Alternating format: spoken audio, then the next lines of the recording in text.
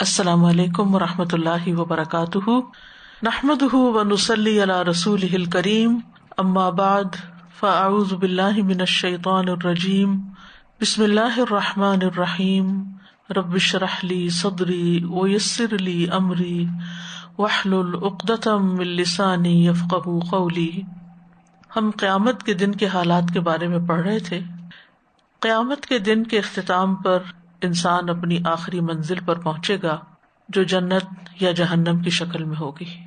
تو اب سے ہم جنت اور جہنم کے بیان کے بارے میں پڑھیں گے، پہلے جہنم کے بارے میں اور پھر جنت کے بارے میں کہ جہنم کیا چیز ہے، لفظ جہنم کا معنی کیا ہے، جہنم کے دیگر نام کیا ہیں، جہنم میں جانے والوں کی تعداد کتنی ہوگی، دروازے کتنے ہیں، جہنم کے فرشتے کتنے ہیں، جہنم کی وسعت کتنی ہے، اس کے درکات کتنے ہیں، اس کی آگ کی شدت کیسی ہے، اہل جہنم کے اوصاف کیا ہیں، اور اس کے علاوہ بھی دیگر موضوعات پر انشاءاللہ ہم بات کریں گے۔ حقیقت یہ ہے کہ جو شخص اس دن جہنم سے بچ گیا، جہنم کی آگ سے بچ گیا اور جنت میں داخل کر دیا گیا، وہی دراصل کامیاب ہے۔ سورۃ آل عمران میں اللہ سبحانہ وتعالیٰ ارشاد فرماتے ہیں، ہر جان موت کو چکھنے والی ہے اور تمہیں تمہارے اجر قیامت کے دن پورے دیے جائیں گے۔ پھر جو شخص آگ سے دور کر دیا گیا اور جنت میں داخل کر دیا گیا تو یقیناً وہ کامیاب ہو گیا، اور دنیا کی زندگی تو دھوکے کے سامان کے سوا کچھ بھی نہیں۔ تو اصل کامیابی آخرت کی کامیابی ہے، اصل کامیابی آگ سے نجات ہے اور جنت میں داخلہ ہے۔ اللہ سبحانہ تعالیٰ نے یہ دنیا امتحان کے لیے بنائی، اور اس امتحان میں کامیاب ہونے کے لیے انبیاء اور رسل بھیجے تاکہ وہ انسانوں کو بتائیں کہ کامیاب ہونے کے طریقے کیا ہیں۔ تو جن لوگوں نے ان کی بات مان لی اور صراط مستقیم پر گامزن ہو گئے اور اس پر مرتے دم تک استقامت اختیار کی، اللہ اپنے فضل اور رحمت کے ساتھ ان کو کامیابی سے ہمکنار کرے گا۔ اور جنہوں نے رسولوں کی بات نہیں مانی اور اپنی خواہشات پر چلتے رہے، ان کا پھر آخری ٹھکانہ جہنم ہوگا۔ جہنم برحق ہے، یعنی جنت بھی برحق ہے اور جہنم بھی برحق ہے۔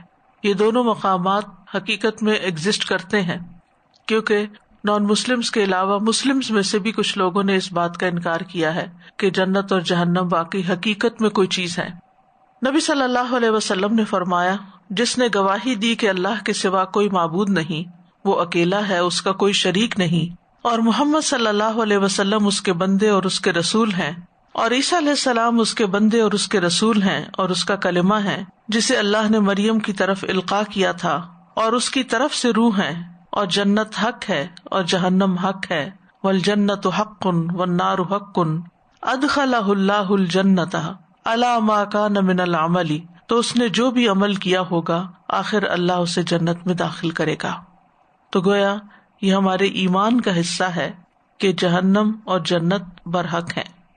جب انسان جہنم کی حقیقت کو سمجھ لیتا ہے تو انسان کی زندگی کا رخ بدل جاتا ہے، انسان کی پرائرٹیز، ترجیحات تبدیل ہو جاتی ہیں۔ مسند احمد کی روایت ہے، رسول اللہ صلی اللہ علیہ وسلم نے فرمایا، میں وہ کچھ دیکھتا ہوں جو تم دیکھ نہیں سکتے، میں وہ کچھ سنتا ہوں جو تم نہیں سنتے۔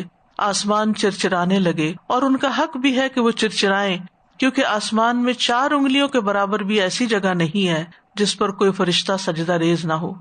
اگر تمہیں وہ باتیں معلوم ہوتی جو میں جانتا ہوں تو تم بہت کم ہنستے اور بہت زیادہ روتے، اور بستروں پر اپنی عورتوں سے لطف اندوز نہ ہو سکتے، اور پہاڑوں کی طرف نکل جاتے تاکہ اللہ کی پناہ میں آ جاؤ۔ تو اس سے یہ پتہ چلتا ہے کہ جہنم کوئی معمولی چیز نہیں، وہ بہت بڑی بلا ہے۔ اور پھر یہ کہ جو شخص اس کا انکار کرتا ہے، یا جو شخص اللہ اور اس کے رسول کا اور آخرت کا انکار کرتا ہے، تو اس کا پھر ابدی ٹھکانہ جہنم ہوگا۔ یہ ایک مستقل اقامت گاہ ہے۔ رسول اللہ صلی اللہ علیہ وسلم نے فرمایا، تم جانتے ہو کہ ہمیں اللہ کی طرف لوٹنا ہے، پھر جنت کی طرف یا جہنم کی طرف جانا ہے۔ وہ ایسی مستقل اقامت گاہ ہے کہ وہاں سے روانگی نہیں ہوگی، وہ ایسی ہمیشگی ہے جہاں موت نہیں آئے گی، وہاں ایسے جسم ہوں گے جو مرنے والے نہیں، جن کو فنا نہیں۔ فرشتے بھی جہنم سے ڈرتے ہیں۔ انس بن مالک کہتے ہیں کہ رسول اللہ صلی اللہ علیہ وسلم نے جبریل سے پوچھا علیہ السلام، کیا بات ہے کہ میں نے میکائیل کو کبھی ہنستے ہوئے نہیں دیکھا؟ انہوں نے جواب دیا کہ جب سے جہنم کو پیدا کیا گیا ہے میکائیل کبھی نہیں ہنسے۔ اسی طرح ایک اور روایت میں آتا ہے کہ نبی صلی اللہ علیہ وسلم جب معراج کے موقع پر آسمانوں پر تشریف لے گئے تو فرشتوں کے جس گروہ کے پاس سے بھی گزرے انہوں نے آپ کو سلام بھی کیا اور آپ کو دیکھ کر مسکرائے بھی، لیکن جہنم کا داروغہ مالک، اس نے جب آپ کو دیکھا سلام تو کیا لیکن مسکرایا نہیں۔ تو آپ نے جبریل سے پوچھا کہ سب فرشتے مسکرائے ہیں لیکن مالک نہیں مسکرایا، تو آپ نے فرمایا کہ جب سے اس کی یہ ڈیوٹی لگی ہے اور جب سے اس نے جہنم کے حالات دیکھے ہیں وہ آج تک نہیں مسکرایا۔ تو حقیقت یہ ہے کہ جو اس کی حقیقت کو جان لے، جہنم کو پہچان لے، پھر وہ اس زندگی کو عیش و عشرت میں نہیں گزار سکتا، ضائع نہیں کر سکتا، بیکار میں نہیں گنوا سکتا۔ وہ اپنی زندگی کے ایک ایک لمحے کی قدر کرے گا تاکہ میں کچھ ایسے نیک اعمال کر جاؤں کہ جس کی وجہ سے میرا آخری ٹھکانہ جنت ہو، نہ کہ جہنم۔ لفظ جہنم جو ہے اس کے معنی کے بارے میں دو اقوال ہیں۔ یونس بن حبیب اور اکثر نحوی کہتے ہیں کہ جہنم آگ کا نام ہے جس آگ کے ذریعے اللہ آخرت میں عذاب دے گا، اور یہ عجمی لفظ ہے، عربی نہیں۔ عجمی کا مطلب کیا ہے؟ یعنی غیر عربی لفظ ہے، اس کو معرفہ اور عجمی کلمہ ہونے کی وجہ سے غیر منصرف پڑھا جائے گا۔ دوسرے لوگ کہتے ہیں کہ جہنم عربی لفظ ہے، یہ آخرت کی آگ کا نام رکھا گیا ہے کیونکہ اس کا پیندہ بہت زیادہ دور ہوگا، یعنی اس کے گہرائی کی وجہ سے اس کا نام جہنم رکھا گیا ہے۔ جہنم کے کچھ دیگر نام بھی ہیں، یہ وہ نام ہیں جو قرآن مجید میں جہنم کی آگ کے لیے بولے گئے ہیں جو آخرت میں ہوگی۔ اس میں الحاویہ، اللظا، الحطمہ، سجین، سقر، جہیم، سعیر اور جہنم۔ پہلا نام حاویہ، یہ کلمہ ایک مرتبہ وارد ہوا ہے قرآن مجید میں۔ سورۃ القاریہ میں آتا ہے وَأَمَّا مَنْ خَفَّتْ مَوَازِينُهُ فَأُمُّهُ هَاوِيَةٌ وَمَا أَدْرَاكَ مَا هِيَ نَارٌ حَامِيَةٌ، لیکن وہ شخص جس کے پلڑے ہلکے ہو گئے تو اس کی ماں حاویہ ہے، اور تجھے کس چیز نے معلوم کروایا کہ وہ کیا ہے؟ ایک سخت گرم آگ ہے۔ تو حاویہ کا لفظ جو ہے ہوا سے نکلا ہے۔ ہوا کا مطلب ہوتا ہے گرنا، ہوا خواہش کو بھی کہتے ہیں کیونکہ خواہش کے پیچھے چلنے سے انسان اپنی عزت گنوا بیٹھتا ہے، اپنے مقام سے نیچے گر پڑتا ہے۔ فراہیدی کہتے ہیں کہ الحاویہ ہر وہ گڑھا ہے جس میں کوئی چیز گر جائے، پھر وہ اس کے پیندے کے بہت گہرا ہونے کی وجہ سے اس تک نہ پہنچ سکے، یعنی جس کا پیندہ اتنا گہرا ہو کہ وہ چیز اس تک نہ جائے جو اس برتن میں ڈالی جائے۔ علامہ قرطبی اس نام کے بارے میں کہتے ہیں کہ اس کا نام حاویہ اس لیے رکھا گیا ہے کہ اس کے پیندے کے بہت دور اور گہرا ہونے کے باوجود جب اس میں گرایا جائے گا لوگ اس میں گرتے چلے جائیں گے، یعنی اتنے گرائے جائیں گے کہ وہ اندر ہی ان کو سمیٹ لے گا۔ حدیث میں بھی حاویہ کا لفظ آتا ہے۔ ابن مسعود کہتے ہیں کہ اللہ کے راستے میں لڑائی اور جہاد تمام گناہوں کو مٹا دیتا ہے سوائے امانت کے۔ پھر فرمایا کہ قیامت کے دن بندے کو لایا جائے گا، اگر اس نے اللہ کے راستے میں قتال اور جہاد کیا ہوگا تو اس سے کہا جائے گا کہ تو اپنی امانت ادا کر، سو وہ کہے گا اے میرے رب کیسے ادا کروں، دنیا تو گزر چکی۔ فرماتے ہیں کہا جائے گا کہ اسے حاویہ میں لے جایا جائے گا، یعنی جہنم میں، یہاں لفظ حاویہ استعمال ہوا ہے، اور اس کے لیے اس کی امانت کو اس کی اصلی صورت میں بنا دیا جائے گا۔ بس وہ دیکھے گا اور پہچان لے گا کہ اچھا یہ ہے میری امانت جو میں نے ادا نہیں کی، پھر اس کے پیچھے پیچھے گرتا پڑے گا یہاں تک کہ اسے پا کر کندھوں پر لاد لے گا، پھر جب وہ دیکھے گا کہ کندھوں سے اتر گئی ہے پھر اس کے پیچھے جائے گا اور اسی طرح ہمیشہ کرتا رہے گا۔ پھر فرمایا نماز امانت ہے، وضو امانت ہے، وزن امانت ہے، ناپ امانت ہے۔ آپ نے بہت سی چیزیں گنوائیں اور ان سب سے سخت وہ امانتیں ہیں جو سونپی گئی ہیں۔ دوسرا ہے لظا، یہ کلمہ قرآن مجید میں ایک ہی مرتبہ وارد ہوا ہے۔ اللہ سبحانہ تعالیٰ کے اس قول میں جو سورۃ المعارج میں ہے کلا انہا لظا نزاعۃ للشوی، ہرگز نہیں، یقیناً وہ جہنم ایک شعلہ مارنے والی آگ ہے، منہ اور سر کی کھال کو اتار کھینچنے والی ہے۔ فراہیدی کہتے ہیں کہ لظا خالص شعلے کو کہتے ہیں، پیور فلیم۔ ولظیت النار تلظا لظا، یعنی آگ چپک جاتی ہے، چپک جانا، یعنی ایسی آگ جو خالص ہو اور وہ جسم کے ساتھ چپک جائے۔ ابن منظور کہتے ہیں اس کا یہ نام اس لیے رکھا گیا ہے کیونکہ وہ ہر طرح کی آگ سے زیادہ سخت ہے۔ تیسرا نام ہے حطمہ، یہ کلمہ قرآن مجید میں 2 مرتبہ وارد ہوا ہے اور وہ اللہ تعالیٰ کے اس فرمان میں ہے کلا لینبذن فی الحطمہ وما ادراک ما الحطمہ نار اللہ الموقدہ التی تطلع علی الافئدہ، ہرگز نہیں، یقیناً وہ ضرور حطمہ میں پھینکا جائے گا۔ اور تجھے کس چیز نے معلوم کروایا کہ وہ حطمہ کیا ہے؟ اللہ کی بھڑکائی ہوئی آگ ہے جو دلوں پر جھانکتی ہے۔ یعنی حطمہ کیا ہے؟ بھڑکائی ہوئی آگ۔ ابن فارس نے اس کے لغوی معنی بیان کیے ہیں کہ ہا تا میم ایک مادہ ہے اور یہ کسی چیز کو توڑ پھوڑ کر رکھ دینے کے لیے استعمال ہوتا ہے۔ حطمت الشیء حتما، میں نے ایک چیز کو توڑ دیا، اور جو چیز خود ہی ٹوٹ جائے اسے حتم کہا جاتا ہے۔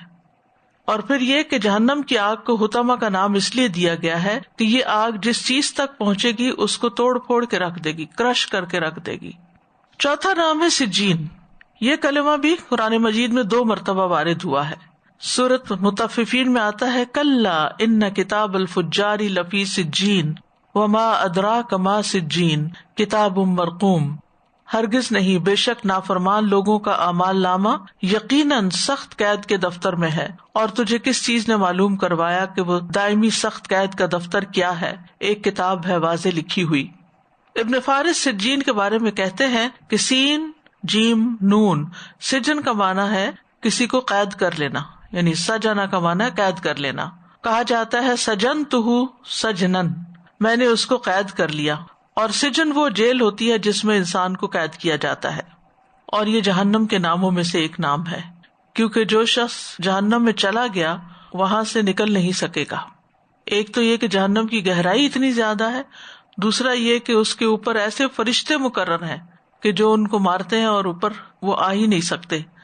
اور مالک جو ہے وہ جہنم کے گیٹ پہ داروغہ ہے، جیسے جیل کے اوپر چوکیدار ہوتے ہیں اور کسی قیدی کی مجال نہیں ہوتی کہ جیل سے باہر نکلے، تو اسی طرح جہنم سے بھی کوئی شخص باہر نہیں نکل سکے گا، وہ ایک قید خانہ بھی ہے۔ نمبر 5 سقر۔ سقر قرآن کریم میں 4 مرتبہ وارد ہوا ہے۔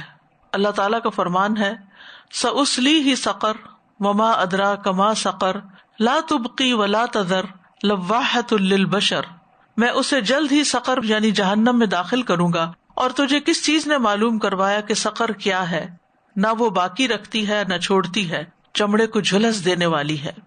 اسی طرح سورۃ المدثر میں اللہ تعالیٰ فرماتے ہیں کہ الا اصحاب الیمین فی جنات یتساءلون عن المجرمین ما سلککم فی سقر قالوا لم نک من المصلین، مگر دائیں ہاتھ والے جنتوں میں سوال کریں گے مجرموں سے تمہیں کس چیز نے سقر میں داخل کیا؟ وہ کہیں گے ہم نماز ادا کرنے والوں میں سے نہ تھے۔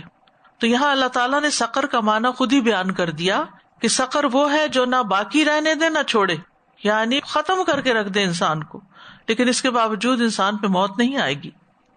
ابن فارس کہتے ہیں سین قاف را کا مادہ جلا دینے پر یا آگ کے ذریعے بھون کر رنگ تبدیل کرنے پر دلالت کرتا ہے، یعنی جب کسی چیز کو آگ پہ بھون دیا جاتا ہے تو اس کا رنگ بدل جاتا ہے۔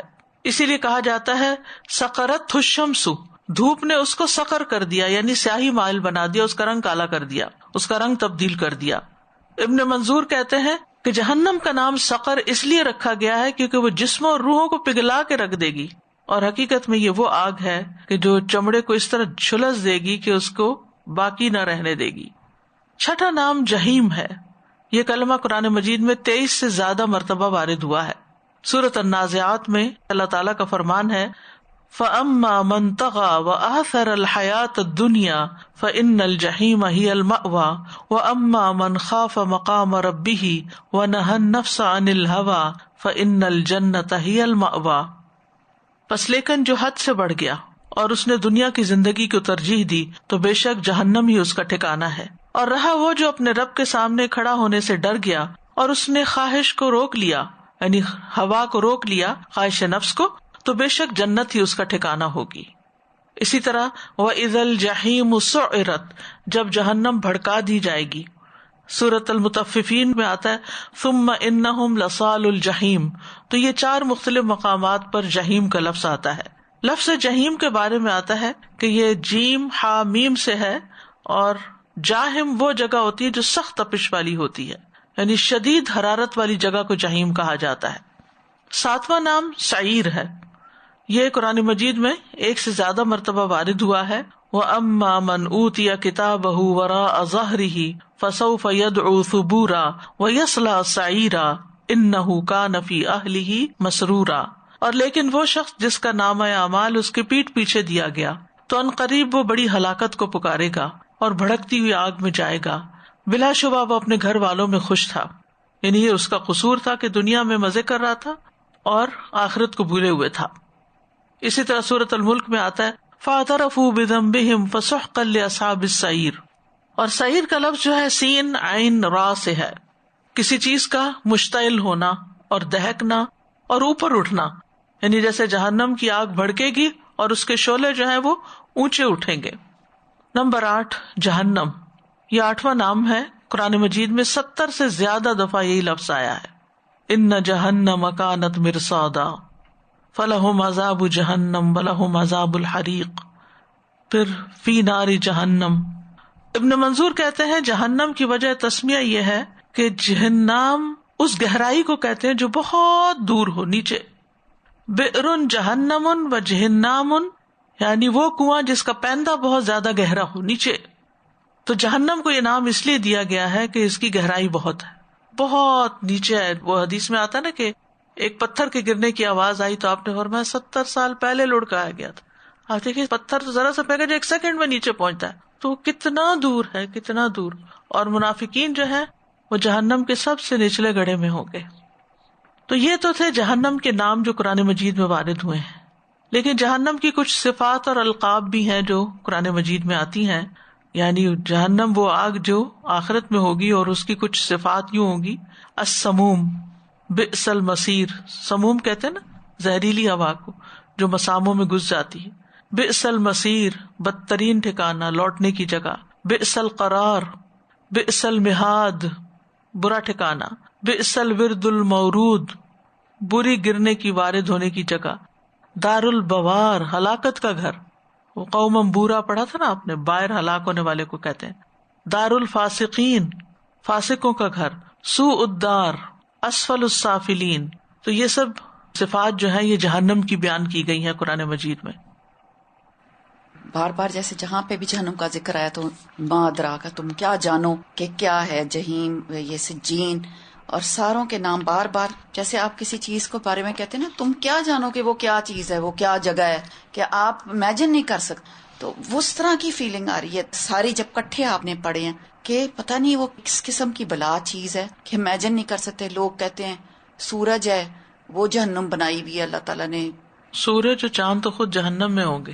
اس کی پھر وسعت آپ دیکھیے کتنی بڑی ہوگی کہ پورا چاند اس کے اندر ڈال دیا جائے گا، سورج ڈال دیا جائے گا تو اس سے ان کی ہیٹ میں اضافہ ہوگا. لیکن سورج سے زیادہ ہیٹ ہے جہنم کی.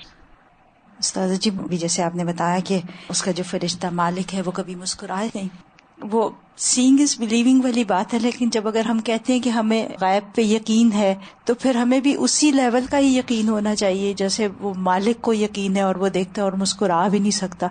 تو ہم تو پتہ نہیں کہاں ہیں، بہت پیچھے. اور پھر جیسے آپ نے فرمایا نا کہ وہ چپک جائے گی، تو یہاں یہ جو لک ہوتی ہے ٹار جس کو کہتے ہیں، کبھی چپک جاتی ہے تو اسکن بھی ساتھ اتر جاتی. اور یہ جو گہرائی کے بارے میں جو بات ہے استاد جی، امیوزمنٹ پارکس میں نا رائڈ ہے کہ اس کو چھوڑ دیتے ہیں، بس جیسے اوپر جاتی ہے ٹاپ پہ اور پھر اس کو چھوڑ دیتے ہیں اور فیو سیکنڈز کے لیے وہ فری گرتی ہے، فیو سیکنڈز کے لیے. اور بالکل آپ کو لگتا ہے کہ وہ کبھی ختم ہی نہیں ہوں گے، وہ فیو سیکنڈز ہوتے ہیں کیونکہ کوئی اس کو سپورٹ نہیں ہوتی. اور یہاں دیکھیں 70 سال کی گہرائی ہے، 70 سال کی گہرائی. اور میں سبحان اللہ یہ حیران ہو رہی تھی کہ یہ سب باتیں ہیئر اینڈ دیئر ہم لوگ پڑھتے رہتے ہیں، لیکن جیسے یہ بیٹھ کے اور کانسنٹریٹ کر کے جو اس کو سننا ہے اور جو اس کا افیکٹ ہو رہا ہے پہلے کبھی اس طرح سے نہیں ہوتا. اگلا پوائنٹ جو سمجھنے کا ہے وہ ہے کہ جہنم بنائی جا چکی ہے، تخلیق کی جا چکی ہے. جنت اور جہنم دونوں اس وقت بھی موجود ہیں. امام طحاوی کی جو کتاب ہے عقیدہ طحاویہ کے نام سے مشہور ہے، اس کتاب میں بھی یہ بات موجود ہے کہ جنت اور جہنم دونوں پیدا کیے جا چکے ہیں، نہ کبھی فنا ہوں گے نہ تباہ ہوں گے، کیونکہ اس میں ہمیشہ ہی رہنا لوگوں نے. اللہ سبحانہ تعالیٰ نے مخلوقات کو بنانے سے پہلے جنت اور جہنم بنایا تھا اور پھر ان میں رہنے والوں کو بھی بنا دیا. جس کو چاہے گا اپنے فضل سے جنت میں داخل کرے گا اور جس کو چاہے گا اپنے عدل کی وجہ سے جہنم میں بھیجے گا. اور ہر شخص اسی چیز کے لیے عمل کر رہا ہے جس کا فیصلہ کر کے اس سے فراغت حاصل کی جا چکی ہے. یاد رکھیے امت میں 2 گروہ ایسے تھے، معتزلہ اور قدریہ. انہوں نے انکار کر دیا اور کہا کہ اللہ ان دونوں کو قیامت کے دن پیدا کرے گا، یعنی قیامت کے دن جنت جہنم پیدا ہوں گی، ابھی نہیں ہے۔ سورۃ آل عمران میں آتا ہے اعدت للکافرین، جس کا کیا مطلب ہے؟ یہ کافروں کے لیے تیار کی گئی ہے، یعنی جہنم تیار کر دی گئی ہے۔ پھر سورۃ نبا میں آتا ہے ان جہنم کانت مرصادا للطاغین مآبا، یقیناً جہنم ہمیشہ سے ایک گھات کی جگہ ہے، سرکشوں کے لیے ٹھکانہ ہے۔ اللہ سبحانہ تعالیٰ نے جنت اور جہنم کو تخلیق کرنے کے بعد جبریل علیہ السلام کو اس کی طرف بھیجا۔ مسند احمد کی روایت میں آتا ہے جب اللہ عز و جل نے جنت کو پیدا کیا تو جبریل علیہ السلام سے کہا کہ جا کر اسے دیکھاؤ۔ چنانچہ جبریل علیہ السلام گئے اور دیکھا، واپس آ کر عرض کیا یا رب و عزتک، اے میرے رب آپ کی عزت کی قسم، اس کے متعلق جو بھی سنے گا، یعنی جنت کے متعلق جو بھی سنے گا وہ اس میں داخل ہونا چاہے گا۔ پھر اللہ کے حکم پر جنت کو ناپسندیدہ چیزوں سے ڈھانپ دیا گیا۔ پھر اللہ تعالیٰ نے فرمایا اب جا کر اسے دیکھ کر آؤ۔ چنانچہ وہ دوبارہ گئے، دیکھا اور کہا یا رب و عزتک، اے میرے رب آپ کی عزت کی قسم، مجھے اندیشہ ہے کہ اب اس میں کوئی داخل ہی نہیں ہو سکے گا۔ اتنا مشکل رستہ ہے جنت کا، کیونکہ خواہشات کے خلاف چلنا پڑتا ہے نا انسان کو۔ اسی طرح جب اللہ نے آگ کو پیدا کیا تو جبریل علیہ السلام سے فرمایا اے جبریل جا کر جہنم دیکھ آؤ۔ جب وہ وہاں پہنچے اور دیکھ کر واپس آ کر کہنے لگے یا رب و عزت کا، اے میرے رب آپ کی عزت کی قسم، کوئی بھی شخص جو اس کے متعلق سنے گا اس میں داخل ہونا نہیں چاہے گا۔ اللہ کے حکم پر پھر اسے خواہشات سے ڈھانپ دیا گیا۔ پھر اللہ تعالیٰ نے فرمایا اے جبریل جا کر اب اسے دیکھاؤ۔ چنانچہ وہ گئے اور اسے دیکھا تو کہا یا رب و عزت کا، اے رب آپ کی عزت کی قسم، مجھے تو اندیشہ ہے کہ اب کوئی آدمی اس میں داخل ہونے سے بچ نہیں سکے گا۔ استغفر اللہ۔ یہ ابھی سورۃ النازعات کی جو آیات میں نے پڑھی تھی نا، جس میں آتا ہے کہ وَأَمَّا مَنْ خَافَ مَقَامَ رَبِّهِ وَنَهَى النَّفْسَ عَنِ الْهَوَىٰ فَإِنَّ الْجَنَّةَ هِيَ الْمَأْوَىٰ، جو اپنے رب کے سامنے کھڑے ہونے سے ڈر گیا، یعنی دنیا میں ڈرتا ہے کہ میں اپنے رب کو کیسے جواب دوں گا، اس کے سامنے کھڑے ہو کے کیا کہوں گا کہ میں نے یہ گناہ کیوں کیے۔ وَنَهَى النَّفْسَ عَنِ الْهَوَىٰ، اور اپنے نفس کو خواہش سے روک لیا، یعنی حرام خواہشات کو چھوڑ دیا۔ اسے پتا جب چل گیا کہ یہ چیز اللہ کو پسند نہیں تو اس نے اس کو ترک کر دیا۔ فَإِنَّ الْجَنَّةَ هِيَ الْمَأْوَىٰ، تو جنت اس کا ٹھکانہ ہوگی۔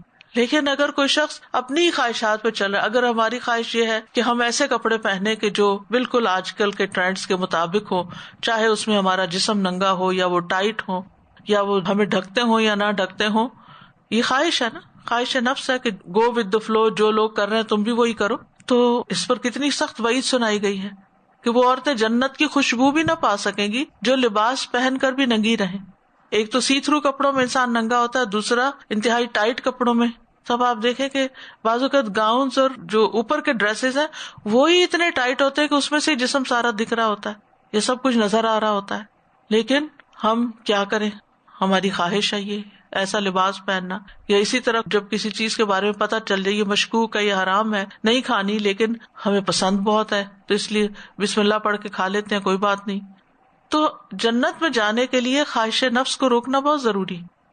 اسی لیے اللہ نے جو شراب حرام کی، زنا حرام کیا اور حرام حلال کا کانسیپٹ دیا، تو ان چیزوں کو مد نظر رکھنا بے حد ضروری ہے۔ صرف خواہشات کے پیچھے چل کے زندگی بسر نہیں کرنی چاہیے۔ بہرحال یہ حدیث تو یہاں اس لیے لائی گئی کہ یہ بتایا جائے کہ جنت اللہ تعالیٰ نے تخلیق کی اور اس کو دیکھنے کے لیے جبریل کو بھیجا، جہنم بھی اللہ نے بنائی اور اس کو دیکھنے کے لیے جبریل علیہ السلام کو بھیجا۔ تو اس لیے ہم اس کا انکار نہیں کر سکتے کہ قیامت کے دن جنت جہنم بنے گی، نہیں، وہ اب بھی ہے۔ نبی صلی اللہ علیہ وسلم کو بھی جہنم دکھائی گئی تھی۔ حضرت عائشہ کہتی ہیں رسول اللہ صلی اللہ علیہ وسلم نے فرمایا یقیناً میں نے اس مقام پر کھڑے ہر چیز کو دیکھا ہے جس کا مجھ سے وعدہ کیا گیا تھا، حتیٰ کہ میں نے یہ بھی دیکھا کہ جنت کے انگوروں سے ایک خوشہ توڑنے کا ارادہ کر رہا ہوں جب تم نے مجھے آگے بڑھتے ہوئے دیکھا۔ اسی طرح میں نے جہنم کو بھی دیکھا، اس کے شعلے ایک دوسرے کو توڑ رہے تھے جب تم نے مجھے پیچھے ہٹتے ہوئے دیکھا۔ یعنی نبی صلی اللہ علیہ وسلم کو ان چیزوں کا مشاہدہ کروایا گیا، یعنی جنت اور جہنم دونوں کا۔ عبداللہ بن عباس کہتے ہیں کہ رسول اللہ صلی اللہ علیہ وسلم نے فرمایا مجھے نماز کی حالت میں جہنم دکھائی گئی، چنانچہ میں نے آج کی طرح کا ہیبت ناک منظر کبھی نہیں دیکھا، یعنی اتنا خوفناک چیز کبھی بھی نہیں دیکھی۔ مرنے کے بعد مرنے والے کو جنت یا جہنم میں اس کا ٹھکانہ دکھایا جاتا ہے، یعنی قبر میں جب انسان جاتا ہے۔ عبداللہ ابن عمر رضی اللہ عنہ کہتے ہیں کہ رسول اللہ صلی اللہ علیہ وسلم نے فرمایا جب تم میں سے کوئی مر جاتا ہے تو ہر صبح اور شام اسے اس کا ٹھکانہ دکھایا جاتا ہے، اگر وہ جنتی ہے تو جنت میں، اگر جہنمی ہے تو جہنم میں. پھر اسے کہا جاتا ہے کہ یہی تیرا مقام ہے یہاں تک کہ قیامت کے دن اللہ تجھے اٹھائے. تو اس سے یہ پتہ چلتا ہے کہ جنت اور جہنم قیامت کے آنے سے پہلے ہی بن چکے ہیں. قیامت کے دن تو بس اس میں مجرموں کو ڈالا جائے گا، جیسے کہ سورۃ مریم میں آتا ہے، تو قسم ہے تیرے رب کی، بے شک ہم ان کو اور شیطانوں کو ضرور اکٹھا کریں گے، پھر بے شک ہم انہیں جہنم کے گرد ضرور گھٹنوں کے بل گرے ہوئے حاضر کریں گے، پھر بے شک ہم ہر گروہ میں سے اس شخص کو ضرور کھینچ نکالیں گے، یعنی ہر گروہ میں سے اس شخص کو باہر نکال لیں گے جو ان میں سے رحمان کے خلاف زیادہ سرکش ہے. پھر یقیناً ہم ان لوگوں کو زیادہ جاننے والے ہیں جو اس میں جھونکے جانے کے زیادہ حقدار ہیں. یعنی کس کو جہنم میں جانا چاہیے ہمیں زیادہ پتا ہے. اللہ تعالیٰ اپنے علم کی بنا پر، اپنے عدل کی بنا پر ایسے لوگوں کو جہنم میں بھیج دے گا. پھر اسی طرح کافروں، ظالموں کو قیامت کے دن جہنم کی راہ دکھائی جائے گی اور وہ اس میں ہمیشہ رہیں گے. سورۃ النساء میں آتا ہے، بے شک جن لوگوں نے کفر کیا اور ظلم کیا اللہ کبھی ایسا نہیں کہ انہیں بخشے اور نہ یہ کہ انہیں کسی سیدھے راستے کی ہدایت دے سوائے جہنم کی راہ کے جس میں وہ ہمیشہ رہنے والے ہیں ہمیشہ ہمیشہ، اور یہ ہمیشہ سے اللہ پر بڑا ہی آسان ہے. تو کفر اور ظلم یعنی شرک ایسی چیزیں ہیں کہ جو انسان کو سیدھی جہنم میں لے جانے والی ہیں. اسی طرح مختلف طرح کے جرائم کرنے والے بھی جہنم کی طرف ہانکے جائیں گے. بعض مجرموں کو پیاس سے ہانکتے ہوئے لے جایا جائے گا. سورۃ مریم میں آتا ہے، اور مجرموں کو جہنم کی طرف پیاس سے ہانک کر لے جائیں گے. سوچیے اگر پیاس لگی ہو اور اوپر سے گرمی بھی ہو اور حشر کا میدان ہو، سورج سوا نیزے سے قریب ہو اور انسان کو جہنم کی طرف لے جایا جا رہا ہو تو اس وقت حالت کیا ہوگی؟ پیاس تو آپ کو کہیں بھی لگ جائے تو انسان بے چین ہو جاتا ہے. پیاس لگی ہو تو نہ نیند آتی ہے، نہ ہی کھانا کھایا جاتا ہے، نہ ہی انسان سے کوئی اور کام ہوتا ہے. وہ پہلے بھاگ کر کچھ ایسی چیز پیتا ہے جس سے اس کی پیاس دور ہو. لیکن یہ کہ جہنم اور حشر کا میدان یہ سب اتنی ہولناک چیزیں ہیں کہ جہاں پر انسانوں کو باقی تکلیفوں کے ساتھ ساتھ پیاس بھی لگے گی. بعض مجرموں کو چہروں کے بل گھسیٹا جائے گا، اکٹھا کیا جائے گا.